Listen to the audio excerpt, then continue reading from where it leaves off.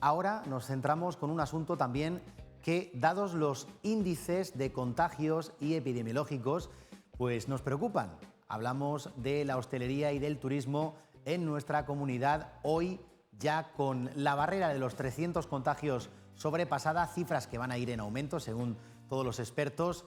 Nos preocupa este sector porque es un pilar básico de los servicios y de nuestra economía. Jesús Jiménez es el presidente de la Patronal de Hostelería y Turismo. Jesús, bienvenido, buenas tardes. Muy buenas tardes. Gracias por acompañarnos en unos días, imagino, de ajetreo y en unas jornadas en las que, desde vuestra organización, de la Federación de Hostelería y Turismo de la comunidad, no paráis de incidir en lo mismo. Antes de volver a hacer un cierre patronal o de restringir los horarios, queréis que cuenten con vosotros por parte del Gobierno regional, ¿no? Sí, efectivamente, lo íbamos diciendo ahora y lo íbamos diciendo desde el principio de la pandemia.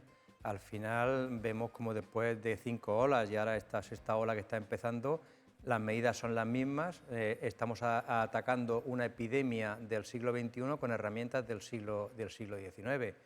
Hemos visto cómo la comunidad autónoma y el Estado han tirado millones de euros a la basura. Al inicio de la pandemia se instauró una app que era el radar COVID, que en teoría iba a ayudar muchísimo a detectar los contagios, y tiramos millones a la basura porque fueron incapaces las administraciones de ponerla en marcha. Ya tenemos herramientas que pueden permitir cohabitar, luchar contra el COVID y mantener la hostelería y el ocio y el turismo abiertos y con las mínimas restricciones. Esa herramienta principalmente es el pasaporte COVID, ¿no? Ya que hay un certificado europeo homologado y unitario en todos los países de nuestro entorno. Pedís que se aplique, como se está haciendo, por ejemplo, en otras comunidades autónomas, caso de Galicia. Sí, efectivamente, tenemos una herramienta que es el pasaporte COVID, que no tendría sentido si solamente se utiliza para viajar a través de Europa, y que creemos que puede ser la herramienta que permita compatibilizar la apertura de la hostelería junto con la lucha contra el COVID. Nosotros siempre hemos dicho que efectivamente es muy problemático su aplicación en la hostelería, pero que estamos dispuestos a asumirla en aras de mantener abierta la hostelería y eliminar restricciones. No tiene sentido que se nos dijera que cuando llegamos al 70% ya tendríamos inmunidad de grupo.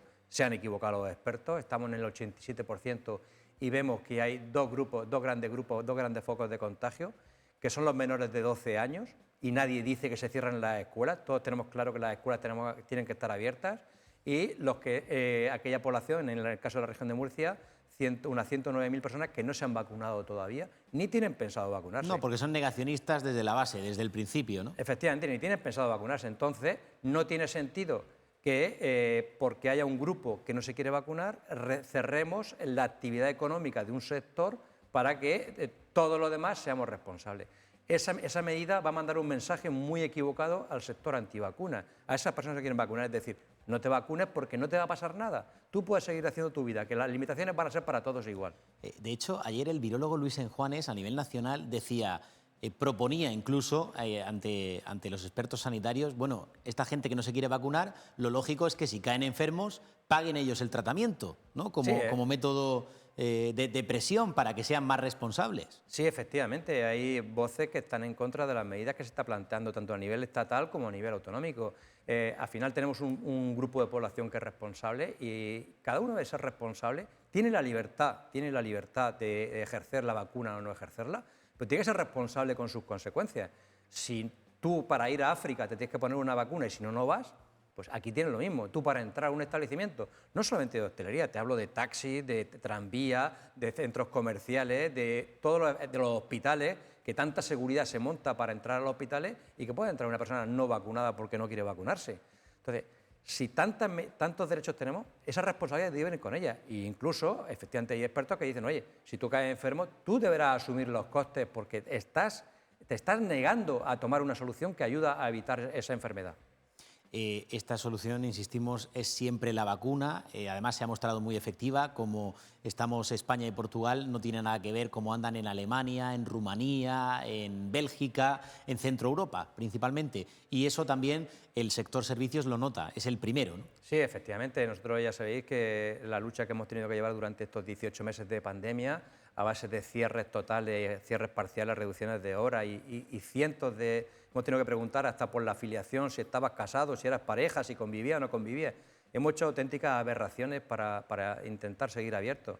Y efectivamente Portugal y España tienen una posición, su población, su sociedad ha hecho un esfuerzo enorme al asumir la vacuna como una normalidad y tener un porcentaje, en el caso de España, casi el 87% vacunado, frente a países como Austria con el 65% y Alemania, y así se está viendo. Sus cifras no tienen nada que ver con las nuestras. Entonces yo creo que, y así el mensaje que transmitimos, que cualquier restricción, cualquier medida limitativa se tiene que focalizar en una población muy concreta, que es aquella que no está vacunada. Tienen sus derechos a no vacunarse, pero tienen que tener unas obligaciones y unas restricciones.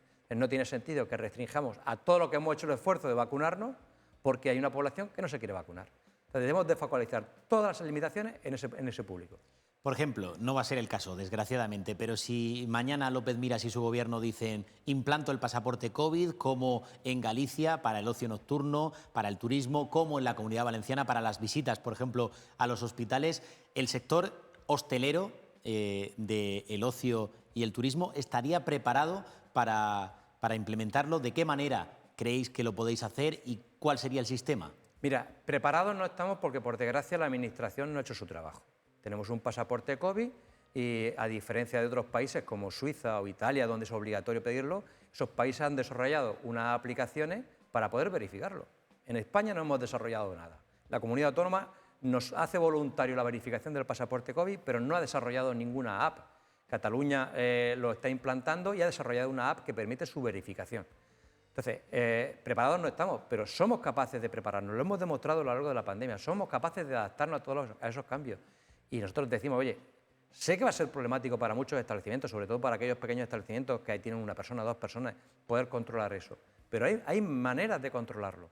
Y lo que tenemos que decir, oye, vamos a establecer el pasaporte COVID para acceder a estos establecimientos. Tú estás vacunado, dentro tienes normalidad. Pero lo que no podemos hacer es añadir pasaporte COVID y dentro no poder usar las barras, tener que estar sentado y demás. Por entonces no tiene sentido ninguno. Estamos añadiendo más restricciones sobre las que ya hay. Pasaporte COVID para acceder a los locales y dentro tú tienes la normalidad porque estás vacunado.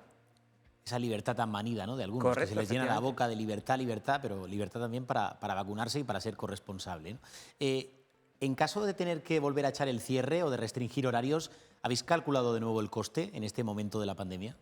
Mira, ahora mismo es imposible calcular el coste porque además todas las condiciones han cambiado. Los ERTE no son los mismos los que hay ahora a los que había. Sinceramente, a mí se me hace muy duro pensar a día de hoy que está prácticamente cerrado el 100% de todas las cenas de empresas, de todos los eventos de Navidad, están todos cerrados ya. El mes de octubre ha ido disparado, el mes de noviembre va muy bien y ya no quedan plazas para cenar en ningún sitio ni para comer. Entonces, a mí se me hace cuesta arriba pensar qué limitaciones nos van a poner. Si me hacen una reducción de aforo, ¿qué decido? ¿Una empresa va, otra empresa no va? O la mitad de la plantilla en casa, empresa, claro, y la otra mitad no viene. ¿O qué vamos a hacer? Porque estas previsiones se tienen que haber hecho hace tiempo. Entonces, la herramienta está clara. No tenemos ERTE, no tenemos capacidad económica para aguantar un cierre, porque nuestra esperanza era estas Navidades para poder recuperarnos de 18 meses, y lo que no tendría sentido, una nueva limitación. Y si la hacen, tendrán que ser responsables con lo que pase, porque van a quebrar muchas empresas porque ya no tenemos capacidad económica. Y ya no vale que te doy una ayuda de 4.000 euros para salvarte. A mí 4.000 euros no me salvan. Entonces, la Administración, el Gobierno regional tiene que ser muy claro y tener las cosas muy claras a la hora de tomar decisiones. El foco está en los no vacunados. Sí, además hoy precisamente la Agencia Europea del Medicamento ya ha recomendado la vacuna para los menores de 12 años, en el tramo de 5 a 12, con lo cual no hay excusas para, incluso si tienen que volver a poner vacunódromos, que se haga, ¿no? Que parece que se cerraron muy a la ligera, pensando que esto no iba hacia arriba, y aquí, por ejemplo, en la región estamos experimentando, es verdad, que con cierto retardo, como siempre ha ocurrido, respecto del conjunto del país, pero estamos volviendo a unos índices que se están acercando, por ejemplo, a los 500 contagios diarios. Seguramente en 4 semanas máximo estaremos ahí. Sí, efectivamente, y hemos visto como la EMA finalmente ha tomado una decisión, creo que tardía, porque hace tiempo que tenían que haber tomado esta decisión, que es la población de menor de entre 5 y 11 años. Todos tenemos claro que el ámbito de la vacunación debe ser el más amplio posible y tenemos un foco en esos niños. Y como he dicho antes, nadie se plantea encerrar los colegios y tenerlos aislados. Sabemos que es un riesgo, la decisión está tomada y ahora lo que tenemos que acelerar es esa vacunación. Y nos queda el siguiente foco, que es el de los no vacunados. Entonces, creo que la Administración debe ser contundente y los mensajes que se manden debe ser claro en contra de esa población. ¿Le han llegado a la patronal ya vientos de San Esteban de que se pueda reducir el aforo en esa época, precisamente, en la Navidad? Bueno, vientos de San Esteban no hay. Por suerte, por desgracia, todos los lunes nos despertamos, no. Almorzamos con las noticias del consejero porque no se nos consulta a la hora de hacer mejores medidas. El Tribunal Superior de Justicia le autorizó, raro, porque en el resto de comunidades lo están echando para atrás, le autorizó al uso voluntario del pasaporte COVID a cambio de subir del 75 al 100% de aforo en el ocio nocturno. Y no está funcionando. El otro día decía el consejero que se incumple en el 85% del ocio nocturno. Yo le digo que no, que se incumple en el 100%. Es imposible cumplir. Decía usted que no puede ir un hostelero detrás de un cliente o poner un guardia en el interior de cada discoteca, por ejemplo, nadie se pondría la mascarilla, ¿no? Efectivamente. Este sábado, cuando las inspecciones, pues nos estuvieron llamando los asociados y me tocó visitar varios establecimientos y coincidí con varios inspectores, y eso lo decía muy sencillo. Digo, ¿usted ve que se está recomendando en este establecimiento que se ponga la mascarilla? Sí. ¿Ve que está haciendo caso el cliente? No. Pídaselo usted, que lleva un chaleco de sanidad. No es mi trabajo. ¿Pero cómo que no es su trabajo? No. Mi trabajo es ver que ustedes lo están haciendo. Digo, yo le puedo poner un controlador por cada cliente y ese cliente no se va a poner la mascarilla. Entonces, lo que no tiene sentido es que no se haga una herramienta como tenemos que ver el pasaporte COVID. Y todavía tuve un problema porque había un inspector que era antivacunas y que tenía su derecho de no vacunarse y que no estaba de acuerdo. Bueno, eso es lo que da la mata del país o a veces de la región, Jesús.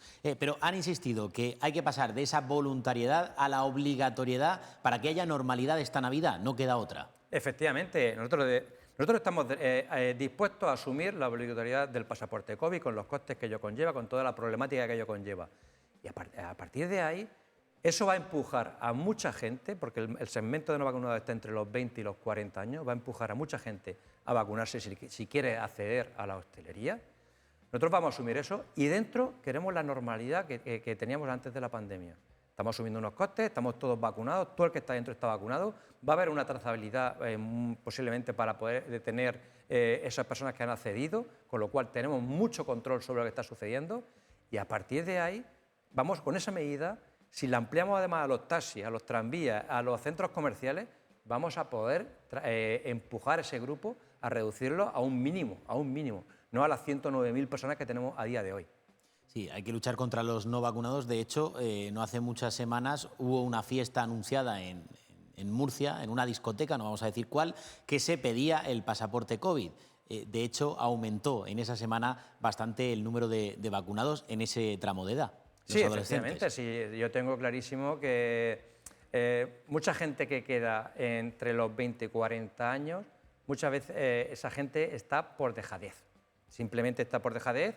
Yo no me creo que haya 109.000 antivacunas en la región de Murcia, simplemente que como no tienen una obligación, pues no tienen una necesidad, Entonces, tengo clarísimo que si el pasaporte se hace obligatorio y ese pasaporte lleva ventajas, porque si al final tú para acceder a un local tienes que estar vacunado y además no te puedes sentar en la barra, no puedes consumir en la barra, no puedes estar de pie, no puedes bailar si no eres mascarilla. Al final no tiene ninguna ventaja. ¿Qué es lo que sucede?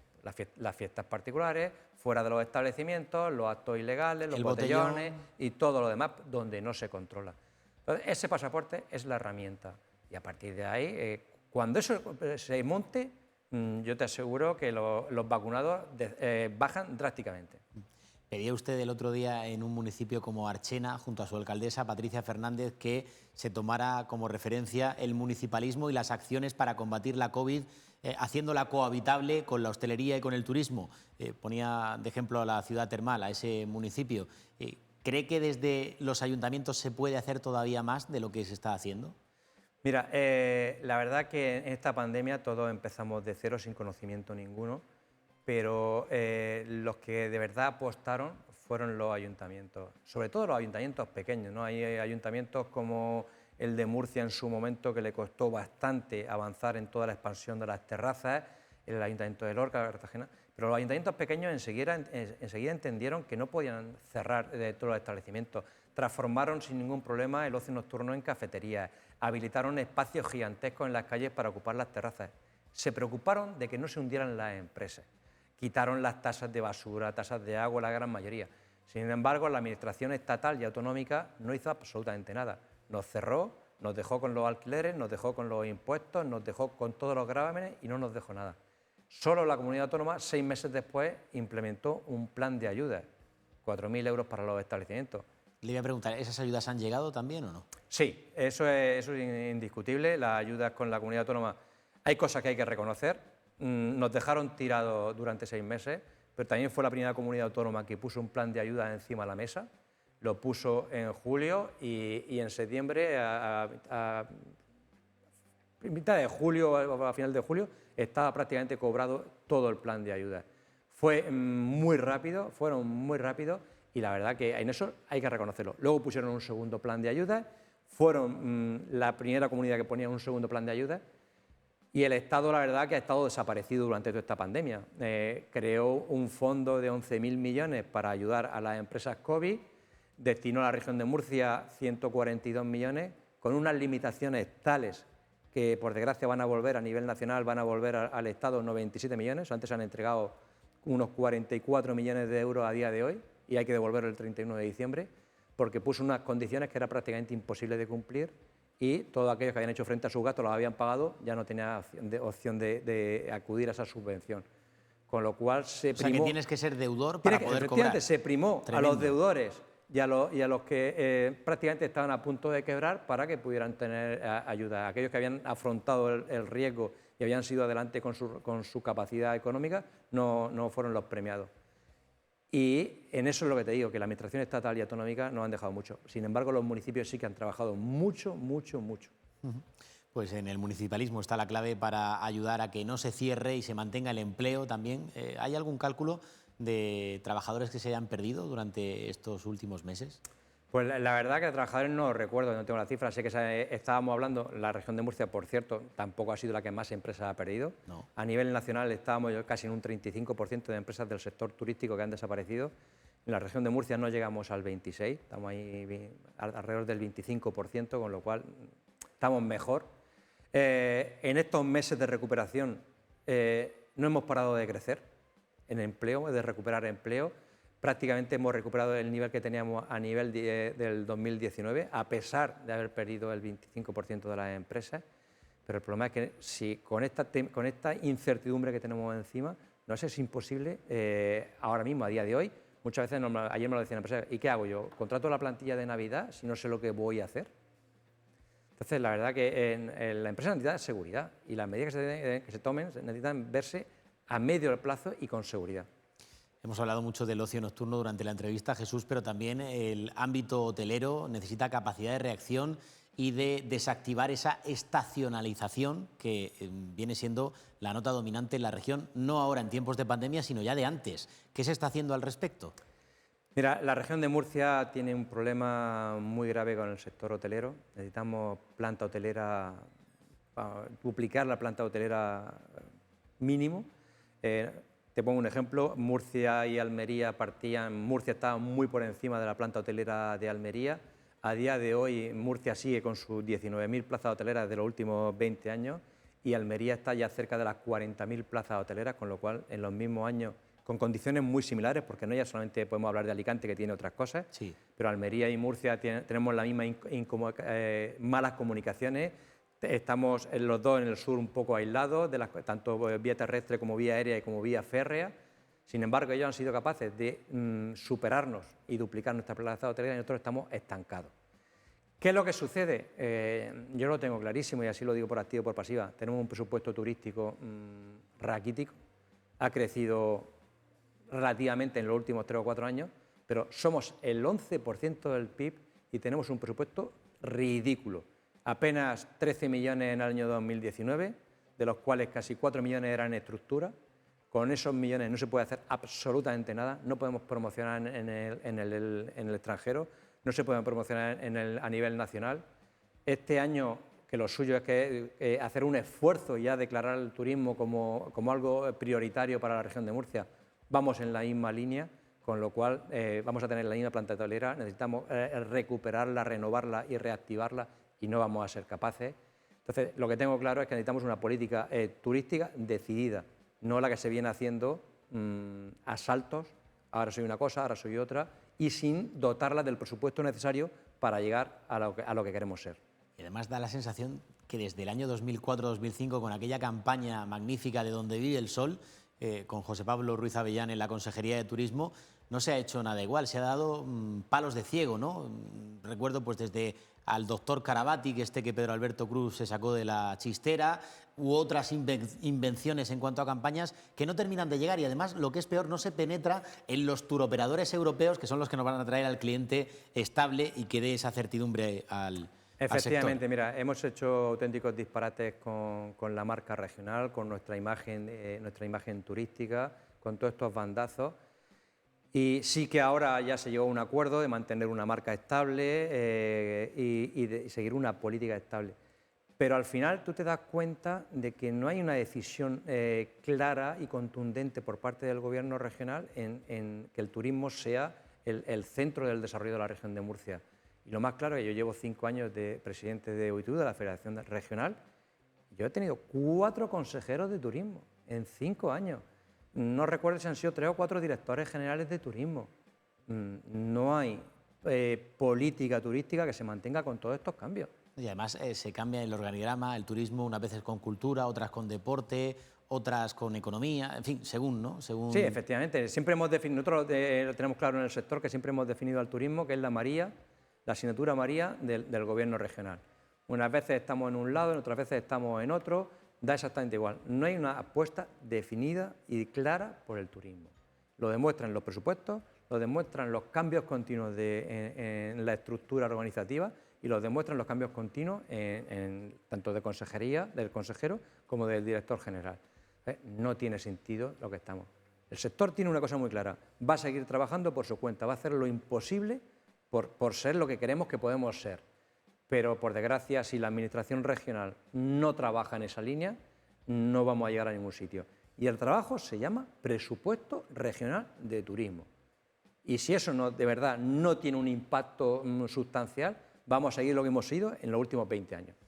A ver si también se le dota al aeropuerto de Corbera de algún vuelo que merezca la pena y no los de antes reducidos. De antes me refiero a San Javier. Le tengo que preguntar también por el convenio de la hostelería, que en la región lleva unos 15 años anquilosado. ¿Qué pasa sobre este importante asunto del convenio colectivo que dé certidumbre a los trabajadores y también en gran medida a las empresas?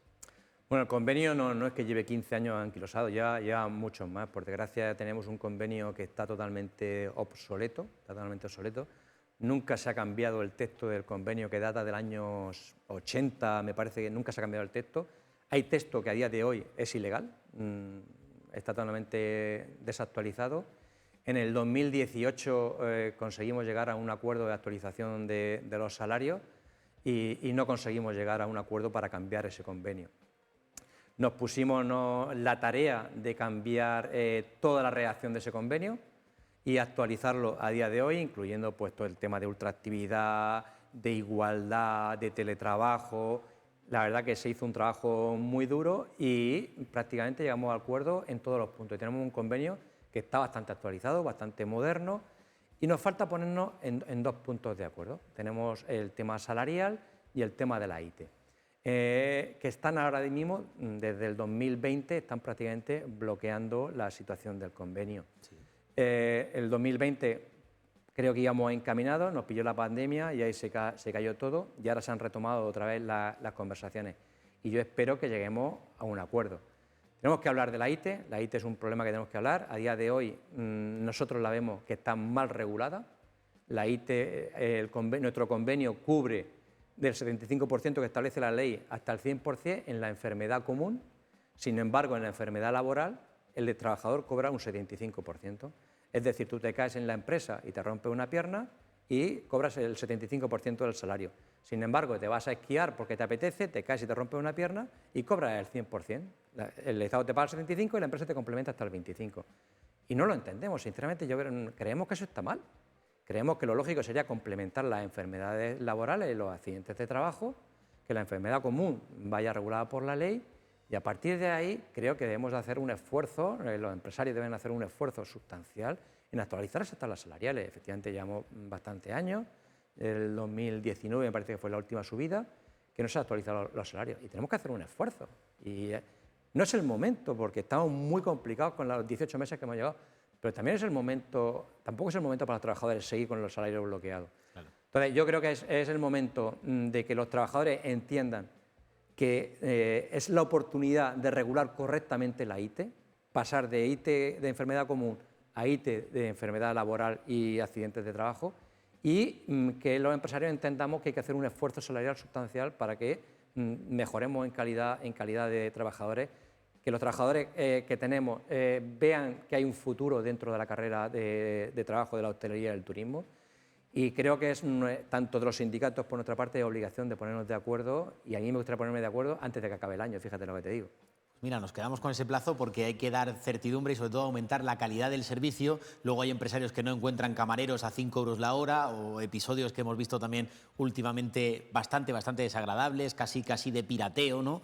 Que van buscando ahí pues la oportunidad o la ocasión, pero dejando que desear. Y esto, pues entre todos yo creo que se puede llegar a un acuerdo, y al final, después de tantos años, yo decía 15 años porque cuando recuerdo la última negociación sindical en una gran mesa con comisiones, UGT, y queriendo pues firmar ese acuerdo colectivo que dé futuro a nuestra tierra. Sí, yo creo que tenemos que llegar a un acuerdo, indudablemente. Estamos viendo cómo la falta de trabajo es alarmante en todos los sectores.